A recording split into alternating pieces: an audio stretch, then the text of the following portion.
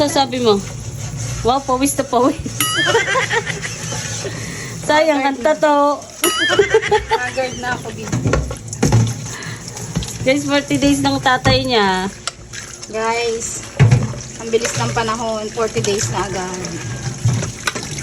Kaya abalang-abala kami ngayon, guys. Buti na lang at nandidini talaga si Ga. Diyos ko, ang pamilya ni Ga. Kung hindi. Guys, maaga pa lang si natatay, tsaka ako, kami namilis tanawan. Salamat nga pala sa lahat ng mga tumulong. At kay Lips na ang sabi, sila daw magabalot ng labanos na madaling araw. Umano. Sabi pa kay Lola ko na 4 na kilo. Ang sinabi pa kay Lola Connie, ay 4 na kilo daw di umano ang labanos. Yung pala 20 kilo. Dapat ang gabi pa na gayat. Di sana hindi aligaga ngayon. Anong oras na? Alas 7 na. Ang magdadasal imay-amay nandyan. Sana hindi kami pandalas ngayon.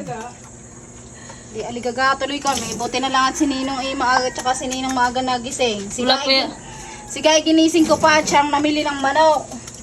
wala pa yatang alas 4 nandito na si tatay. Oo. Kung ayun ay nakapunta pa ng Kubo, walang katulog si Crescente. Si Tio, buti na lang si Tio yung nagising din. Diyos ko po. Ang inasahan mo. Shoutout mo si Lee at saka si Mano. Shoutout kay Lee at kay Manu na masarap pa ang himlay ngayon sa higaan. Tinatawagan ko ng pansin ang kaluluwa nila. Ising na kaya ang kaluluwa ng mga yun. Bay, ginising daw ni Nina. Ang akalain mo.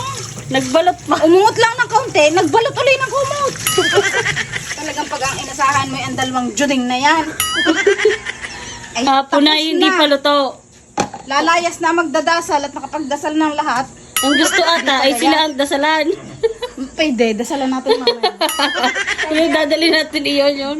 Iyon yung kay Kakawin. Kaya nga.